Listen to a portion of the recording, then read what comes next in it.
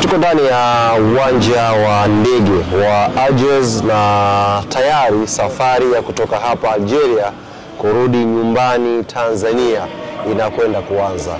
Niko hapa kukupa taarifa kamili ya safari kutokea hapa Algeria, ambako majira ya saa 9 na dakika 45 kwa saa za hapa Algeria ndio ndege itaondoka, shirika la ndege la Emirates kuelekea Dubai.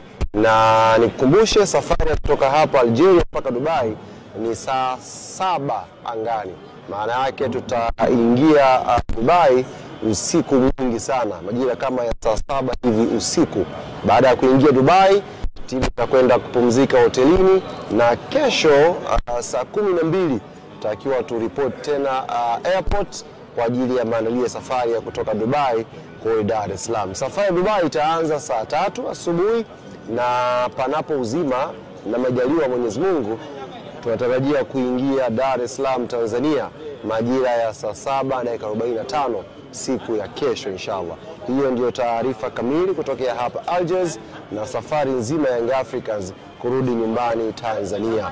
Mwananchi ambaye umefurahi, umejisikia raha kwa matokeo ya jana, niko hapa kukwambia una wajibu, una kila sababu ya kujivunia, lakini muda wa kusherehekea bado. Wananchi wenzangu, tupo kwenye step by step kuelekea quarter final. Kwa hiyo tujivunie kwa kazi tunaifanya, lakini mafanikio haya ya mwanzo yatuongezee hasira, jitihada na ari kubwa ya kupambana kwenye mechi 4 zinazofuata